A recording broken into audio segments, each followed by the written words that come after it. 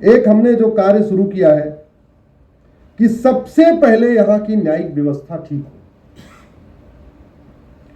आज की डेट में हमारा न्यायिक सिस्टम अपराधियों के साथ खड़ा हुआ है, ये हमें कहने में कोई दिक्कत नहीं है। और ये अगर वीडियो सुप्रीम कोर्ट के जजों तक पहुंच जाए तो बहुत अच्छी बात है, उनको भी सुनना चाहिए।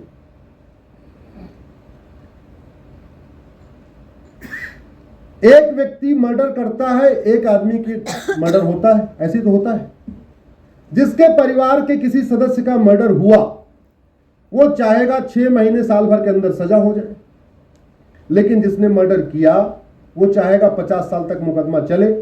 ऐसे ही होगा ना।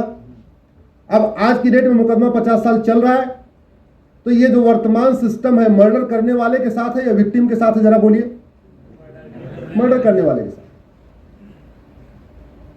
एक किसी बेटी के साथ रेप हुआ, उसके माता पिता चाहेंगे जल्दी से जल्दी रेपिस्ट को सजा हो जाए। रेपिस्ट चाहेगा मुकदमा 50 साल चले, और हो सकता है सबूत के अभाव में छूट भी जाए। 50 साल इसलिए भी चलाएगा कि लोग गवाही देते देते थक जाएंगे, तो एक टाइम ऐसा होगा गवाह आने बंद हो जाएंगे। किसी चीज को लंबा खींचो, यही होगा। तो अगर आज की डेट में मुकदमा 20 साल 30 साल चल रहा है, तो आज का कानून सिस्टम, आज की न्यायिक व्यवस्था उस पीड़िता के पक्ष में है या उस बलात्कारी के पक्ष में? जोर से बोलिए जरा। बलात्कारी। जिसका किडनैप होता है वो चाहेगा जल्दी सजा हो, जो किडनैप करने वाला है वो चाहेगा 50 साल मुकदमा चले जिससे गवाह टूट जाए। तो अल्टीमेटली हमारी न्यायिक व्यवस्था, हमारा कानून भ्रष्टाचारियों के पक्ष में है, आतंकवादियों के पक्ष में है, अलगाववादियों के पक्ष में है, कट्टरपंथियों के पक्ष में है, जिहादियों के पक्ष में है, धर्मांतरण कराने वालों के पक्ष में है। पक्ष में इसलिए कह रहा हूं, अगर आपने कोई काम गलत हुआ, उसको आपने सजा नहीं दिया, तो स्वाभाविक सी बात है आपने दूसरे को मदद कर दिया। और अगर हम सब अपने जीवन में एक बार गहराई से आपके जीवन में जो तनाव हो उसके जरा मूल कारण पे चिंतन करिए, अल्टीमेटली पता चलेगा इसके लिए समाज जिम्मेदार नहीं है, आप जिम्मेदार नहीं हो, इसके लिए कहीं न कहीं घटिया नियम कानून जिम्मेदार है। मैं आपको एग्जांपल देता हूं। 2-3 साल तक बच्चा आपके पास है, आप बहुत अच्छे हैं, आपने 3 साल तक बच्चे को खूब अच्छी अच्छी चीजें सिखाई, मेहनत, ईमानदारी, वंदे मातरम, भारत माता की जय, पूजा पाठ सब अच्छा सिखा दिया। लेकिन 3 साल के बाद तो स्कूल में जाएगा ना, 5 साल के बाद तो थोड़ा दोस्तों से मिलेगा ना, 10 साल के बाद तो सीरियल देखना शुरू करेगा ना, फिर मूवी देखना शुरू करेगा ना, फिर अखबार पढ़ना शुरू करेगा। भाई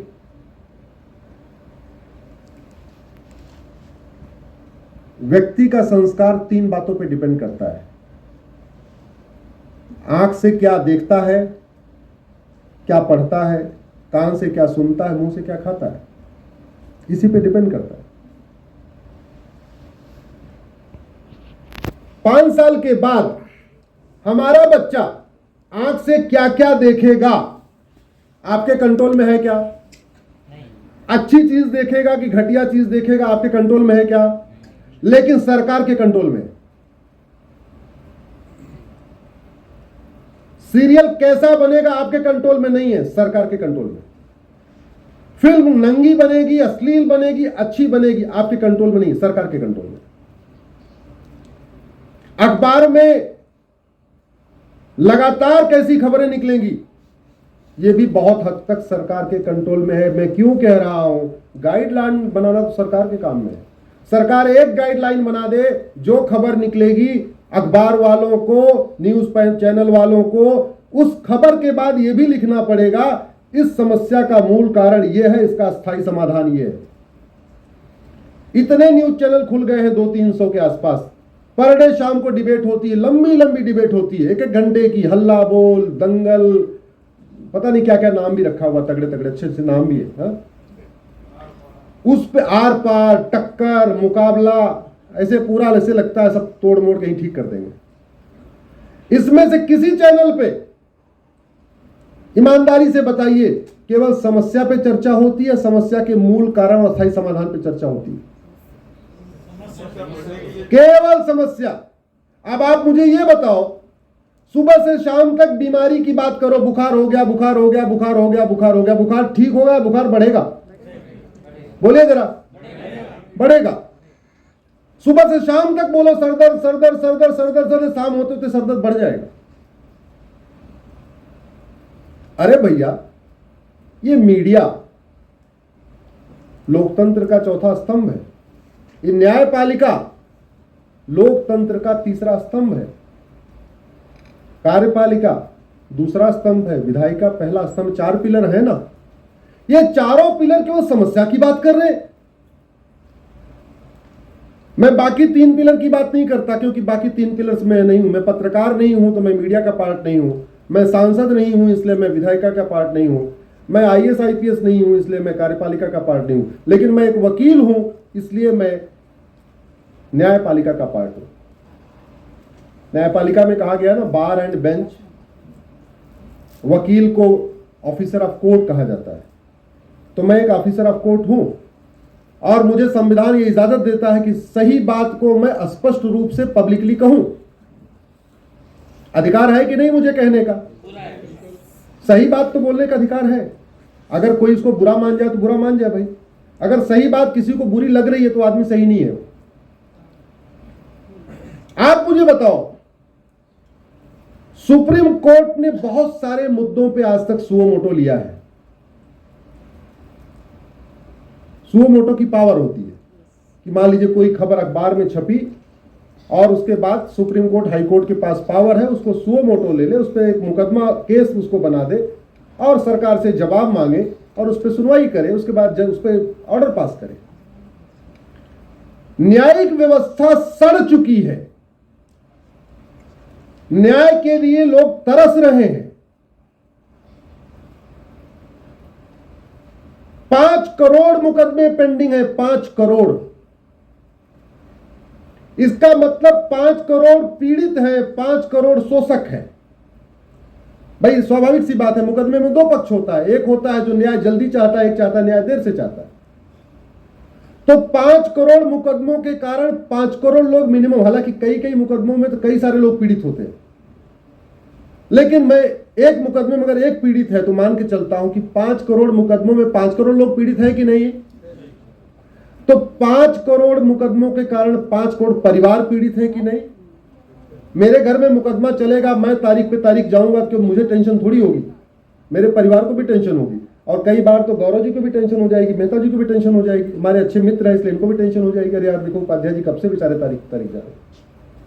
तो मैं माना कि चलो ठीक है, बाकी लोग नहीं टेंशन हो रही है, केवल परिवार टेंशन में है। अगर मैं तारीख पे तारीख जा रहा हूं तो मेरे माता पिता टेंशन में, मेरी पत्नी टेंशन में, मेरे 2 बच्चे टेंशन में, तो 6 लोग टेंशन में है।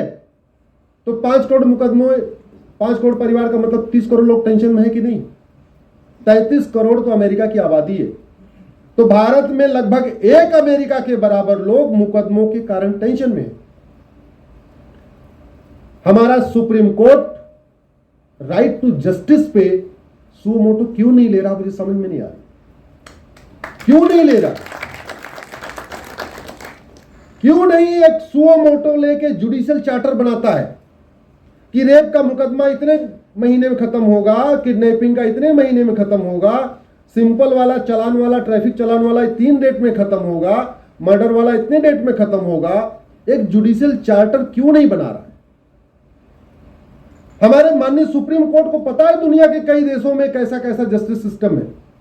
माननीय सुप्रीम कोर्ट के जजों को यह भी पता है अमेरिका में कितना फास्ट जस्टिस हो रहा है, कनाडा में कितना फास्ट जस्टिस है, अमेरिका में, सिंगापुर में कैसे फास्ट जस्टिस हो रहा है। मैं अभी कार्यपालिका विधायिका की बात नहीं कर रहा हूं, क्यों? क्योंकि मैं उसका पार्ट नहीं हूं। अभी मैं केवल सुप्रीम कोर्ट की बात कर रहा हूं, क्योंकि मैं वहां प्रैक्टिस करता हूं और मैं वहीं इनरोल्ड हूं, इसलिए मैं सुप्रीम कोर्ट का ऑफिसर ऑफ कोर्ट हूं।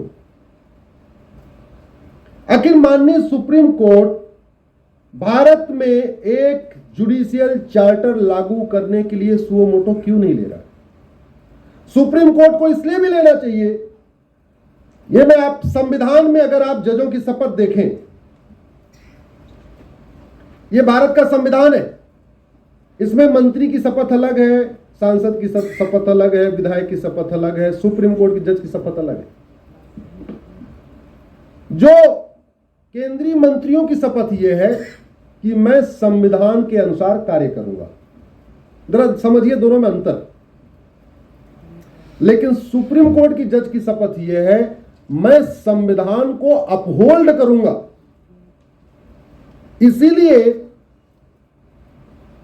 सरकार को कस्टोडियन ऑफ कॉन्स्टिट्यूशन नहीं कहा गया है, सुप्रीम कोर्ट को कस्टोडियन ऑफ कॉन्स्टिट्यूशन कहा गया है। मंत्रियों को कस्टोडियन ऑफ कॉन्स्टिट्यूशन नहीं कहा गया, सुप्रीम कोर्ट के जजों को कस्टोडियन ऑफ कॉन्स्टिट्यूशन कहा गया संविधान के अनुसार। जब संविधान कहता है कि हमारे फंडामेंटल राइट को प्रोटेक्ट करने की जिम्मेदारी सबकी है, मीडिया की भी है, सरकार की भी है, संसद की भी है, सुप्रीम कोर्ट, चारों की है, लेकिन एक को स्पेशली बोला गया कि supreme court is the custodian of constitution, supreme court is the protector of fundamental right. तो फंडामेंटल राइट में प्रोटेक्शन, राइट टू जस्टिस हमारा फंडामेंटल राइट है, न्याय पाने का हमें अधिकार है। और अगर न्याय पाने में हमारी बच्ची का बलात्कार हो जाए, हमें 25 साल तक कोर्ट में जाना पड़े और 25 साल में 100 बार उस हमारी बच्ची को कोर्ट जाना पड़े जिसका रेप हुआ है, 100 बार उस बलात्कारी का मुंह हमारे बच्ची को दोबारा देखना पड़े, तो ये बताओ ये न्याय हो रहा है कि अन्याय हो रहा है? जब जोर से बोलिए। इसलिए कहता हूं, सरकारों ने निकम्मापन किया, सांसदों ने अपनी ड्यूटी ठीक से नहीं निभाई, ठीक है नहीं निभाई, लेकिन संविधान के अनुसार सुप्रीम कोर्ट प्रोटेक्टर है, वो उसको अल्टीमेट ड्यूटी दी गई है कि तुम्हें संविधान को अपहोल्ड करना है, लोगों को त्वरित न्याय मिले, स्पीडी जस्टिस मिले, ये सुप्रीम कोर्ट की ड्यूटी है। अनफॉर्चुनेटली सुप्रीम कोर्ट इस मामले में फेल हो गया। जब सारे ही फेल हो रहे हैं तो हम लोग जाएं कहां? अब मेरे सामने समस्या है कि मैं जाऊं कहां? संसद में मैं हूं नहीं कि वहां सवाल पूछूं, कानून मंत्री मैं हूं नहीं कि मैं कानून बना दूं, मीडिया में मैं हूं नहीं, एडिटर हूं नहीं कि अपना खुद का कोई चैनल है नहीं कि मैं डिबेट करा दूं। मेरे पास एक ही रास्ता था, PIL करूं और आप लोगों से संपर्क करूं, यही काम मैं कर रहा हूं, और कोई मेरे पास रास्ता नहीं। भारत का टोटल बजट 70 लाख करोड़ का है। कितना लाख करोड़? 70 लाख। केंद्र और राज्यों का टोटल बजट 70 लाख करोड़ है। कितने % कमीशन चल रहा है आजकल आपके एरिया में किसी भी सरकारी स्कीम में? 20% चल रहा है कि नहीं चल रहा है? हालांकि कई सारी योजनाएं तो कागज पे निपट जाती है, उसमें तो 100% कमीशन होता है। खड़ंजा सड़क पे बनता है, सड़क पे उखड़ जाता है, सड़क पे दोबारा बन जाता है, लेकिन वैसे मान लीजिए 20%। ये 70 लाख करोड़ का जो बजट है, कहीं आसमान से आता है क्या? जरा जोर से बोलिए। कहां से आता है? कौन देता है?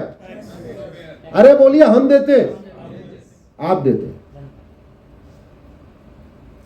इस 70 लाख करोड़ का 20% यानी 14 लाख करोड़ हर साल काला धन बन जा रहा है।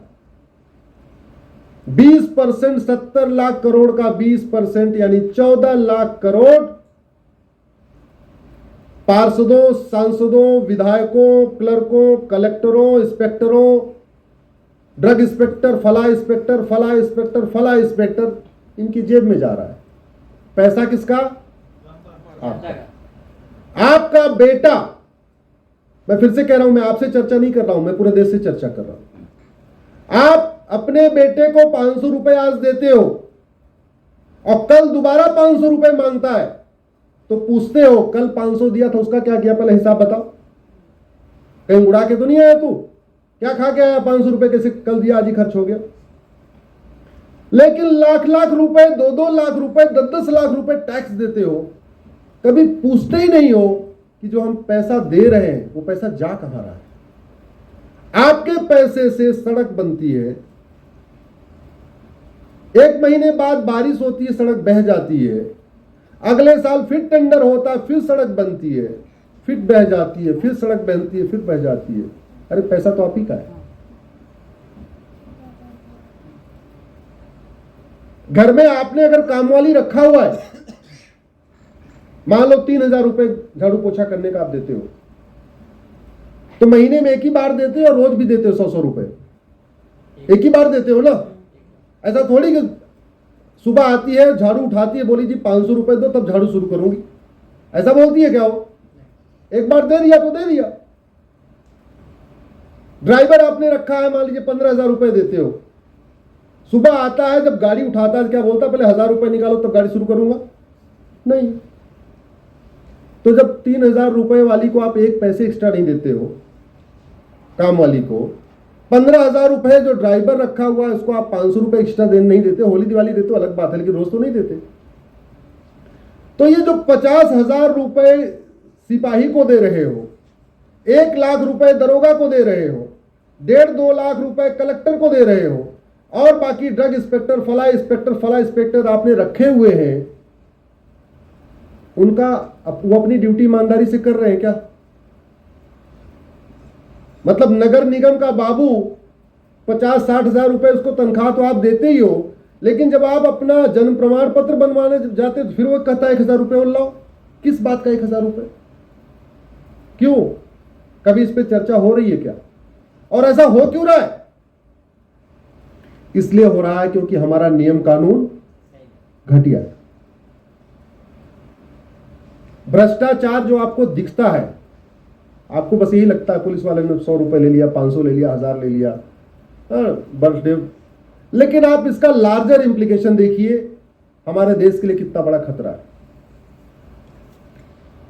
घुसपैठिए बॉर्डर पे 2,000 रुपए दे के आते हैं।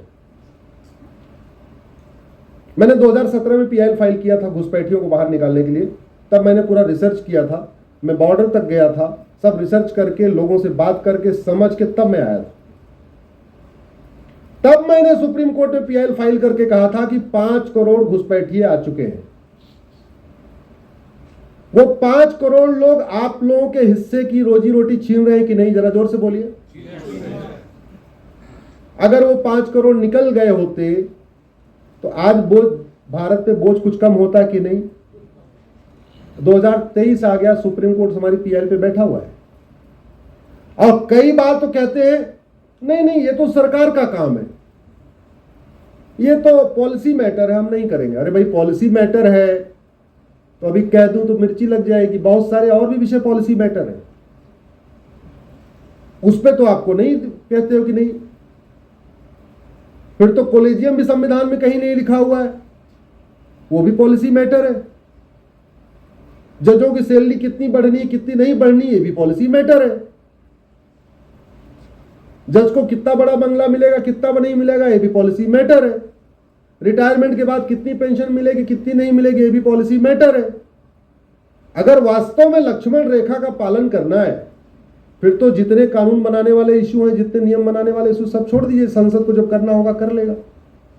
लेकिन आप अगर पॉलिसी मैटर कहते हो, जहां एक विषय पे कह रहे हो कि नहीं हम ये काम तो कर लेंगे, तो जो जनहित का मुद्दा है, जो हमारे राष्ट्र के सामने खतरे हैं, रोहिंग्या और बांग्लादेशी घुसपैठ हमारे लिए खतरा है कि नहीं? अगर सांसद निकम्मे हैं, सांसद चर्चा नहीं कर रहे, इसलिए तो मैं सुप्रीम कोर्ट आया हूं। सरकारों ने उनको निकालने के बजाय सरकारों ने उनको बसाया, इसीलिए तो मैं सुप्रीम कोर्ट आया हूं।